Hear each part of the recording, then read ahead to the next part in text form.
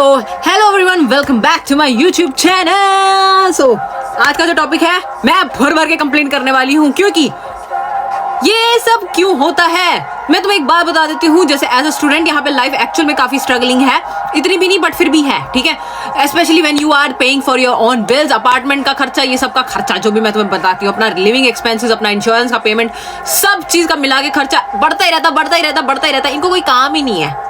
एक ना चीज थोड़ा बहुत अब आइडिया आता है कि भाई तभी ना ऐसे थोड़ी देखो, डेवलपमेंट जरूरी नहीं है कि टेक्नोलॉजी के मामले में हो तो हर चीज में भी होगी। नो, यहाँ पे गैस बहुत महंगी है।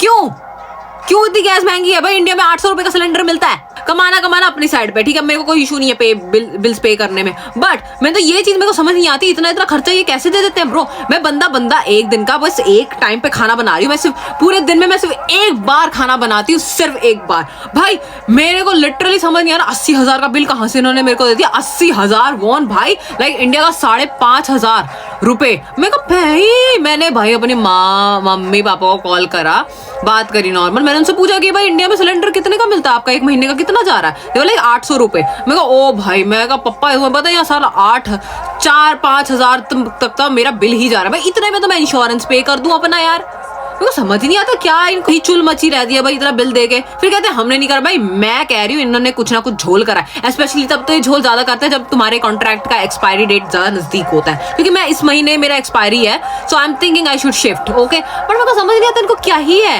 इतना महंगा बिल कौन देता है भाई? सिंपल इतना महंगा, लाइक 80,000 वही गैस का बिल। भाई कौन बंदा रोज खाना बना रहा है? मेरे को तो ये समझ नहीं आ रहा। तभी यहाँ पे जो लोग हैं वो ज्यादातर बाहर खाना पसंद करते हैं, क्योंकि इन्हें पता है साला ये लोग गैस का बिल इतना ज्यादा भर भर के दे देते हैं भाई। मतलब लोग यहाँ, तुम्हें क्या लगता है नाइट लाइफ यहाँ पे क्यों इतनी फेमस है? द थिंग इज, लोग यहाँ बाहर का खाना पसंद क्यों करते हैं? यही मेन रीजन है कि भाई लोग किचन में बनाना पसंद करेंगे बट ज्यादा टाइम के लिए नहीं बनाएंगे। उन्हें पता है ये इतना बिल बाढ़ के दे देंगे तो भाई कोई कैसे सर्वाइव कर लेगा ऐसी कंट्री में? भाई मुझे समझ नहीं आया। देखो अब मैं कंप्लेन नहीं कर रही, सिंपल इज दैट, बट जो बुरा लगता है मैंने तुम्हें अपनी दिल की बात बताई है गाइस, ठीक है। क्योंकि देखो मैं कोई एक्सपेक्टेशन लेके नहीं आई थी, मेरा कुछ और था प्लान, ठीक है, but sometimes it takes time, ठीक है, कि उस चीज को अकम्प्लिश होने में टाइम लगता है, तो तब तक के लिए हमें we have to survive, okay. तो मेरे को ये समझ नहीं आता यहाँ का अपार्टमेंट्स का सिस्टम कि भाई ठीक है, आई अंडरस्टैंड दैट, ये भी बिल दो, वो भी बिल दो, ऐसे भी दो, वो दो। क्या भाई इतने बिल्स कहाँ से लाके दूं मैं तुमको? हैं भिखारियों की तरह मांगते रहो तो भीख मंगे कहीं के। भाई लिटरली गुस्सा आ रहा है मेरे को, मैं कहना तो नहीं चाहिए बट लिटरली ऐसा है यार। जितना भी कम एक्सपेंसिव यहाँ पे अपार्टमेंट ले लो, बट वो बढ़ चढ़ के उतना हो ही जाएगा बजट के हिसाब से जितना तुमने सोचा भी नहीं होगा। मुझे समझ नहीं आता भाई क्या सिस्टम है। वो ये स्टूडेंट लाइफ यहाँ पे थोड़ी स्ट्रगलिंग इसी बेस पे भी है, क्योंकि तुम्हें अपना एक्सपेंसेस का भी, अपने भी एक्सपेंसेस का ध्यान रखना है, कॉलेज की फीस का भी ध्यान रखना है, बहुत कुछ है भाई। ये कॉलेज की फीस भी इतनी कम नहीं है भाई, यहाँ पे मिलियन ट्रिलियंस में, बिलियंस में जाती है फीस भी। क्या बात कर रहे हो? और जो लोग ये करते हैं भाई कि दीदी हम यहाँ पे आके अब पार्ट टाइम जॉब करके अपनी फीस पूरी कर लो, नहीं कर सकते भाई, नहीं कर सकते। मैं तुम्हें रियलिटी दे रही हूँ, मैं तुम्हें रियलिटी चेक बताती हूँ तब तुम मुझे गालियां देने लग जाते हो। और भाई कोई बंदा तुम्हें नहीं दे रहा रियलिटी चेक और तुम फैंटेसी वर्ल्ड में जी रहे हो तो तुम्हें अच्छा लग रहा है वो चीज? नहीं ना भाई, लोग यही सोचते हैं कि भाई कोरिया ऐसा कोरिया वैसा। भाई जब तुम रियलिटी यहाँ देखते हो ना तब तुम्हें पता लगता है कि जो लोग ये इन्फ्लुएंसर्स बताते हैं ना तुमको कि भाई इतना अच्छा है, ऐसा है वैसा, ऐसी ब्रो नहीं, वो उनके लिए ऐसे अच्छा है क्योंकि वो जीकेएस, बट जीकेएस में भी भाई बंदा स्ट्रगल करता है, चाहे आप जीकेएस स्कॉलरशिप से हो चाहे यूनिवर्सिटी स्कॉलरशिप से हो, दोनों में थोड़ा बहुत पिसोगे ही।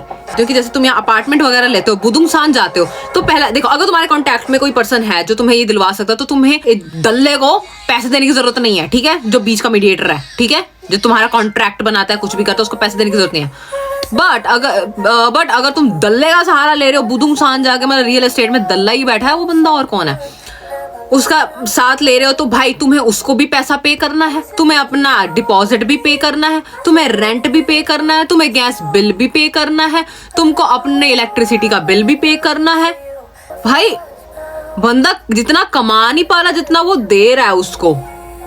फिर आते हैं लोग ये करने, पैसे किधर है? अरे भाई रुक जा, थम जा, थोड़ा सा रुक जा, कहीं भाग रहे हम, फॉरेनर हूं मैं, वो भी फॉरेनर्स ही हैं, ये कर लो वो कर लो। भाई क्या पहले तो देखो डिपेंड होता है कि यहाँ पे 1 मिलियन तक का, तो 1 मिलियन समथिंग तो तुम्हारा डिपॉजिट ही जाता है भाई। उसमें से तुम्हें एजेंट को फीस देना 80,000, समटाइम 80-90 हजार तक तो तुम्हारा वो एक एजेंट का जाता है। अगर तुम सिंगल पर्सन हो तो 80 से 90 हजार तुम्हें उसको एजेंट दल्ले को देना पड़ेगा, ठीक है। और उसके बाद तुम्हें यहाँ पे तुम्हारा जितना लगता है पेमेंट, क्योंकि देखो डिपेंड है, मेरा जितना 2 लाख 40,000 है, बट जाता वो 3 लाख तक ही है भाई। 3 लाख दे रही हूँ मैं यहाँ पे अपने इस छोटे से 1 रूम का। समझ ही नहीं आ रहा क्या चल रहा है भाई। ये चीज है, तुम्हें पहले ये करो, फिर उसके बाद तुम्हें एडवांस में बिल पे करना होता है, ये अपने एक्सपेंसेस संभालने होते हैं भाई। अपने एक्सपेंसेस में क्या, खाने पीने का खर्चा हो गया, दूसरा हो गया तुम्हें इंश्योरेंस भी भरो यहाँ पे बैठ के। भाई मेरे को समझ नहीं आता, मैंने सुना है कि छोटी कंट्रीज में इंश्योरेंस नहीं लगता, बट ये किस बात का इंश्योरेंस, नेशनल इंश्योरेंस किस बात का ले रहे हैं, मुझे ये समझ नहीं आ रहा भाई। हम अपने आप को संभाल के रख रहे हैं। I understand that insurance is based on like अगर इन फ्यूचर कुछ हो जाता है तो तब काम आता है। रियलिटी और है, जैसे अगर तुम ये इंश्योरेंस वगैरह भी भरते हो ना, भरने की वजह से देखो ऑब्वियसली बात है कि भाई उस पैसे को कहीं यूटिलाइजेशन तो हुआ नहीं मेरा। चल मेरे 2 साल खत्म हो गए, मेरी मास्टर डिग्री कंप्लीट होगी, अब मैं सोच रही हूँ किसी और कंट्री में चली जाऊँ। भाई वो पैसा भी तुम्हें वापस नहीं होने वाला। मतलब इंश्योरेंस है ना, वो इंश्योरेंस का पैसा कहीं ना कहीं से तो वापस होता ही है ना, चाहे जो मर्जी हो, वो होना ही नहीं वापस। वही तो मुझे समझ नहीं आता। मैं कहा भाई, मैंने पूछा कि लाइक इंश्योरेंस का पैसा तो वापस मिल जाता होगा। नहीं भाई, कमाने का जरिया देखो इनके पास कितना सही है। ये यहाँ से कमा रहे, कभी वहां से कमा रहे, मतलब पैसा वापस नहीं होना तुम्हें। Simple is that. तुम इंश्योरेंस भरते रहो। और इंश्योरेंस का भी यहाँ कैसे, स्टूडेंट वीजा पे अलग इंश्योरेंस का पेमेंट, तुम्हारे E6 पे किसी और का, F2 पे किसी और, मतलब तुम्हारा जैसा भी वीजा टाइप है उस हिसाब से है, ठीक है भाई। इंश्योरेंस का पेमेंट इतना हाई, वही लाइक मेरी एक फ्रेंड है जो E6 वीजा पर है, she is paying more than 1 lakh. I was like भाई की चल रहा, क्या चल रहा है, क्यों भाई। ये ना तुम कहते हो कि Korea is non for BTS। I understand BTS ने इकोनॉमी बहुत राइज करा है, बट उससे भी शांति नहीं मिल रही कोरिया वालों को। क्या टूरिस्ट वीजा, टूरिस्ट बहुत आता है तो वो भी अच्छी चीज है, चलो इन्होंने डेवलपमेंट कर रखी, बहुत अच्छी बात है, मैं इस चीज के लिए मना नहीं करूँ। तीसरा, इन्होंने काफी वेज निकाल रखे हैं पैसा हड़ने के लिए। अब लाइक क्यों, तुम हमारी वजह से तुम्हारी इकोनॉमी हाई हो रही है, तुम्हें हमें फायदा देने चाहिए, नहीं तुम्हें हमें फायदा नहीं दे रहे ज्यादा। पता नहीं क्या चल रही है जी, थोड़ा बहुत मुझे गुस्सा दिला रही है, पता नहीं क्यों यार। यही ऐसे है भाई, मैं भेज देता भाई, मैं कह रही मेरा 80,000 का बिल कहाँ से आ गया, कहाँ से भाई। I want my answer. गु खाओ। और अगर मेरे को कोई हेट देने आ गया, कमेंट पे लिखने आ गया, bro I don't care about your comments, okay. क्योंकि द थिंग इज, तुम्हें लोगों ने पट्टी पहना रखी है आंखों पे कि कोरिया ऐसा कोरिया वैसा। ब्रो नहीं, तुम सिर्फ अच्छी चीज देख रहे हो, तुमने कभी उसकी बुराई नहीं देखी है। तुम्हारे मन में, तुम्हारे दिमाग में ये चीज बैठ गया कि कोरिया के सारे कुछ फ्लॉज नहीं है, कुछ नहीं है। बट ब्रो वही बात होगी ना कि तुम्हें जैसे दिखाया गया तुम वैसे बन गए, सिंपल। तुमने वैसे उसको अडेप्ट कर लिया, बट तुम रियलिटी एक्सेप्ट करने को रेडी नहीं हो। मैं यही चीज सोचती हूँ कि भाई मेरे को आके ऐसे बकवास क्यों मार रहे होते कमेंट्स में लोग हैं। भाई तुम्हें नहीं पता तो चुप रहो, सिंपल। और मैं कुछ गलत नहीं बता रही, मैं तुम्हें कोई नेगेटिविटी नहीं फैलाई, मैं तुम्हें एक रियलिटी दे रही हूँ कि जो ऐसा है भाई। कोई नहीं बताता तुम्हें कि ऐसा है, यहाँ पे कोई नहीं बताता भाई। कोई उसको बताने के लिए भी हिम्मत चाहिए होती है भाई, लोग दबा के बैठते हैं मन में। मेरा था कि मेरा सिंपल एक ये था कि भाई मैं कोरिया आऊंगी तो मेरा मेन फोकस रहेगा कि मैं लोगों को रियलिटी चेक्स दूंगी, मैं लोगों के इंटरव्यू लेती हूँ, because I want to show you the reality कि लोग कैसे फेस कर रहे हैं। It's not all about me, it's about others also, ठीक है। जो लोग फेस कर रहे हैं, इट्स नॉट ओनली मी जो फेस कर रही हूँ, वो भी लोग फेस कर रहे हैं जिनके मैंने इंटरव्यूज वगैरह लिए हैं, देख लो तुम खुद। जैसा दिखता है ना वैसा है नहीं। Korea is very developed country, कोई बात नहीं, बट इन्हें कहीं और जगह भी डेवलपमेंट दिखानी चाहिए, ठीक है।